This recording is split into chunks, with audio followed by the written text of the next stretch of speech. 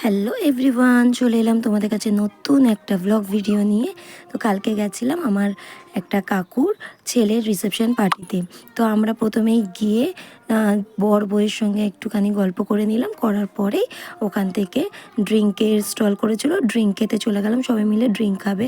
তো ওখানে বলল মামি আমার ননদের মেয়ে, যা দেওর, আমার ননদের এই জায়ের মেয়ে, সবাইকে নিয়ে গেছি, ছেলে আমার হাজব্যান্ড সবাই গেছে। তো ওরা বললো গিয়ে ড্রিঙ্ক খাবে, তো চলো ড্রিঙ্ক খাবে। তো ওরা বললো আমি গ্রিন কালারের ককটেল খাবো।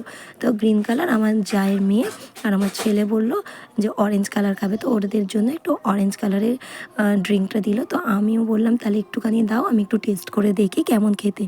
তো ওখান থেকে নিয়ে আমি একটু টেস্ট করে দেখলাম। তো আমার তো ঠিকঠাকই লেগেছে, ঠিক আছে। তারপর আমি চলে গেলাম ওখান থেকে ফুচকা খেতে। ওখানে একটুখানি ফুচকা খেলাম। ফুচকা খাওয়ার পরেই চলে গেলাম আমরা মেন কোর্সে গিয়ে।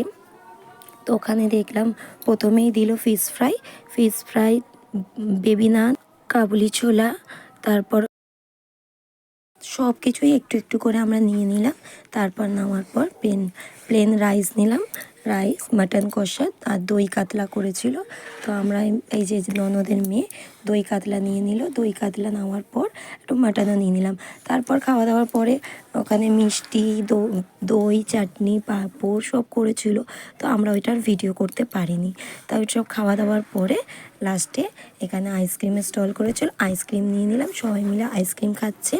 এই দেখো সবাই আইসক্রিম খাওয়ার পর আমার ছেলেকে একটু ফটো তুলতে বলেছি। আমার ছেলে ওখানে নাচানাচি শুরু করে দিয়েছে।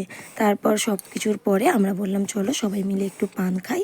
তারপর আমরা পান খেয়ে নিলাম। তো আমার মেকআপটা কেমন হয়েছে, আমার জায়ের মেকআপটা কেমন হয়েছে কমেন্ট করে জানিও। মেকআপ করে দিয়েছে মৌসুমি মেকওভার। টাটা। ভিডিওটা কেমন লাগলো কমেন্ট করে জানিও।